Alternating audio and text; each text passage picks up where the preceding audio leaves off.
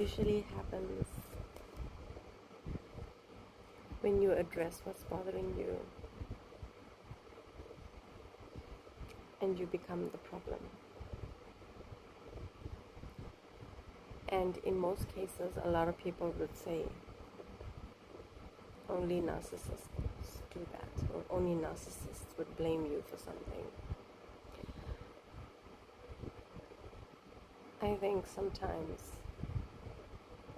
some of us come from such damaged relationships or traumatic relationships that our first act is in defense. And it's not that the person herself or himself is a narcissist, but there is trauma that the person has not dealt with. And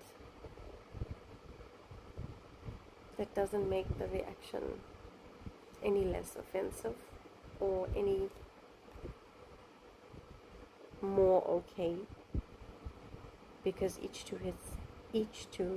his and her own. We all believe that we are right, and we don't generally assume that we are at fault on anything. Sometimes it doesn't necessarily mean that we have to be called out to know that we're doing something wrong. Sometimes it's just hurt that comes up, and it causes us to react and not respond. And one has to master the art of responding by acting a certain way whenever some stuff comes up. That's not easy.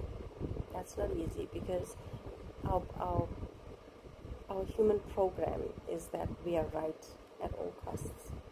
And when you come out of that human condition and you retrain yourself, it takes a lot of patience, a lot of discipline, a lot of consistency to have the ability to bring yourself closer to yourself and realize that this human nature is a condition that we are conditioned by from the time we are in school.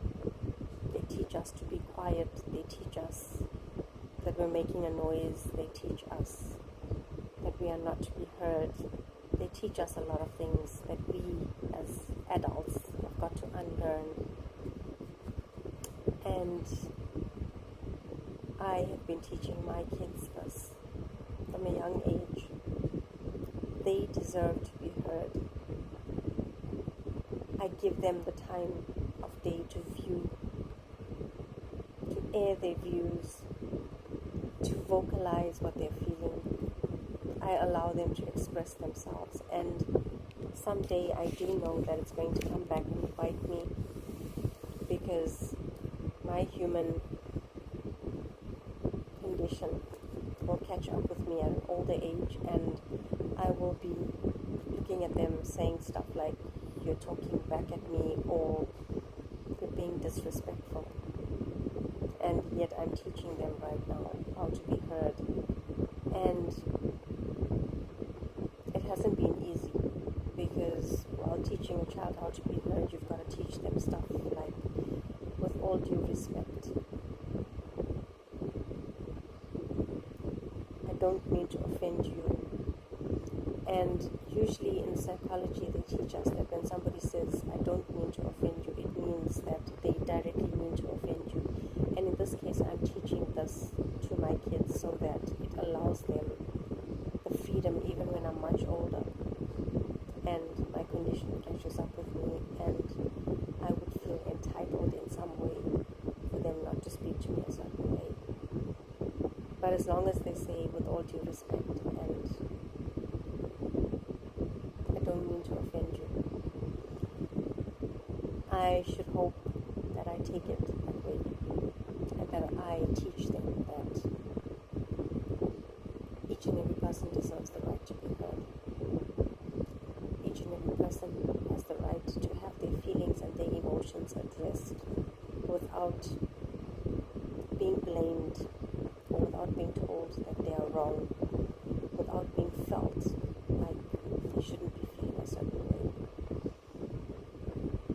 It is about time that we learn how to address our feelings individually and allow people in our lives to address their feelings without reacting and responding instead.